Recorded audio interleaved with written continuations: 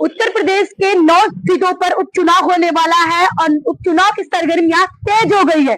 इस वक्त हम रायबरेली के हरचंदपुर में मौजूद है और मेरे पीछे एक पोस्टर लगा है, बटेंगे तो कटेंगे। और ये पोस्टरबाजी का जो बयान चल रहा है लगातार, चाहे वो सपा हो चाहे वो भाजपा हो। आपको बता दें कि इस वक्त हमारे साथ जो इस पोस्टर में नजर आ रहे हैं हरप्रीत सिंह तोमर जी, वो भी मौजूद है हमारे साथ। इनसे जानेंगे कि आखिर कैसे कटेंगे और कैसे बटेंगे। सीधा चर्चा की शुरुआत कर लेते हैं। सबसे पहले तो आपके चैनल में हमारा स्वागत है। धन्यवाद। हाँ, आपने एक पोस्टर लगवाया हुआ है, कटेंगे तो बटेंगे, कैसे कटेंगे और कैसे बटेंगे? जैसा कि अभी पूर्व में हमारे रायबरेली में एक दिशा कमेटी की बैठक आयोजित थी, उसमें हमारे रायबरेली के सांसद और विपक्षी दल के नेता राहुल गांधी जी भी आए थे। उन्होंने जिस प्रकार से एक बाहर जाके नागपुर में एक बयान दिया कि अभी मैं रायबरेली में गया था और वहां पर मैंने अधिकारियों की सूची देखा, उसमें कहीं मुझे एक दलित आदिवासी अधिकारी नहीं नजर आया है। तो उसी एक भाषण को लेके हम अन्य जो विपक्षी पार्टियां जिस प्रकार से हमारे धर्म को, समाज को जातियों में बांट के एक सामाजिक दंगा कराने का उद्देश्य फैला रही है, तो उसी को लेकर जनभावना में जागरूकता फैलाने को लेकर हम लोगों ने बैनर लगाया। चलिए, हमारे साथ कांग्रेस का एक युवा नेता भी, उनसे भी जान लेते हैं। पोस्टर लगा है आपके हरचंदपुर में, कटेंगे तो बटेंगे, लेकिन समाजवादी पार्टी से अखिलेश जी का बयान आता है कि ना कटेंगे ना बटेंगे। कैसे देखते हैं पोस्टर को? बिल्कुल सही है। जैसे भाजपा और यूपी की राजनीति का वो आपने देखा है कि हाल ही के लोकसभा चुनाव में इतनी बुरी मात मिली है, तो कुछ ना कुछ ऐसे मुद्दे उनको उठाने पड़ेंगे। कटेंगे क्या, कटेंगे बटेंगे नहीं। मुस्लिम हिंदू को बांट कर ये चाहते हैं कि एक अलग राजनीति तैयार करे जिससे इनकी रोटियां सेके राजनीति की, और ये चुनाव को किसी न किसी तरह बस अपनी इज्जत और लाज बचाने के लिए ऐसे प्रकरण कर रहे हैं ताकि इनकी किसी न किसी जो भूमि धरातल की राजनीति खत्म हो चुकी है भाजपा की यूपी से, यूपी ने पूर्ण रूप से इनको नकार दिया है, उस चीज को किसी न किसी आधार पर से ये चाहते हैं कि हम वापस आ जाएं। तो इन्होंने हिंदू मुस्लिम बांटने का निर्णय ले लिया है, कटेंगे तो बटेंगे। ऐसा कुछ नहीं है, जब हम साथ जुड़ेंगे तो इंडिया जुड़ेगा, देश बढ़ेगा और हम सब प्रगति करेंगे। कह रहे हैं कि भाजपा जो कि हिंदू मुस्लिम कर रही है ना, हिंदू मुस्लिम को बांट रही है, इस पे क्या कहना होगा आपको? जैसा कि अभी पूर्व में भी देख रहे हैं, अगर किसी घटना में कोई हिंदू धर्म का आदमी दोषी पा जाता है तो विपक्षी पार्टियां पूरी तरह से उसके खिलाफ में जुट जाती हैं। वहीं अगर देखा जाए कोई हिंदू धर्म या विशेष जात के अलावा भी कोई आरोपी होता है तो उसको कहीं समाजवादी पार्टी का कोई अधिकारी, कोई पदाधिकारी ट्वीट नहीं करता है, ना ही हमारे राहुल गांधी की ट्वीट करते हैं। अभी पूर्व में ही देखिए रायबरेली में एक मामला हुआ था डी ब्लॉक का, वहां पर जिस प्रकार से विपक्षी नेताओं द्वारा पूरी तरह से एक रायबरेली को जातिवाद के रंग में रंगने का काम किया गया था। उसमें बाद में भाजपा के कार्यकर्ताओं ने लग के पूरे रायबरेली जिले को जो जाति द्वेष फैला कर गए थे कांग्रेस सपा वाले, उसको नकार के उन्होंने फिर से पूरी तरह से रायबरेली जिले में भाईचारा कायम किया था। तो जनता पूरी तरह जाग चुकी है, जागरूक है, और लगातार इनको बार बार अभी हरियाणा में भी जवाब दिया गया है। और मुझे पूरा यकीन है हमारे साथ पूरी जनता भी साथ में खड़ी है कि 2027 में फिर से हम साइकिल और कांग्रेस को पंचर कर देंगे।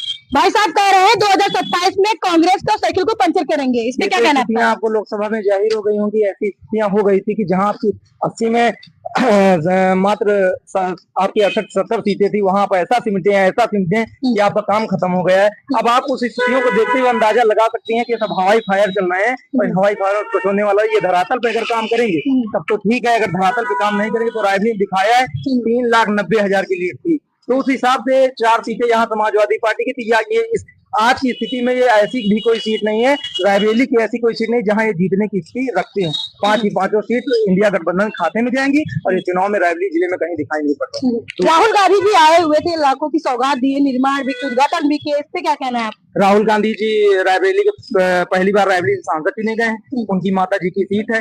रायबरेली में एम्स जैसे, मोटर ट्रेनिंग सेंटर जैसे और ये आपका स्पाइसेस पार्क जैसा, निफ्ट जैसे इतने संस्थान लग चुके हैं कि कांग्रेस की कर्जदाई रायबरेली जनता है और वो लगातार रहेगी। वोट देते हुए, उनको सांसद बनाते हुए या रायबरेली उनका फर्ज अदा करेगी और लगातार वो रायबरेली जब तक, इससे पहले भी कई वादे पूरे हो चुके हैं, इसके बाद भी कई वादे पूरे होंगे। अगर केंद्र की सरकार और राज्य की सरकार नहीं चाहती कि रायबरेली विकास हो, अगर बीच में टांग ना अड़ाएगी तो हो सकता है कि रायबरेली पूरे देश में प्रदर्शन दिखाएगी कि हाँ रायबरेली है। कह रहे हैं कि आप लोग टांग नहीं लड़ाएंगे तो रायबरेली का काफी विकास होगा। कांग्रेस की भाई ने रायबरेली की कर्जदारी की बात कही है, तो रायबरेली लोकसभा के अंदर 6 विधानसभा सीटें हैं। अभी पूर्व में हुए विधानसभा चुनाव में हर विधानसभा में ये स्थिति थी कि विधानसभा सीट पे मुश्किल से बहुत मेहनत करने के बाद में कांग्रेस प्रत्याशी अपनी जमानत बचाने में सफल हुए हैं। आते हैं रायबरेली लोकसभा के चुनाव में।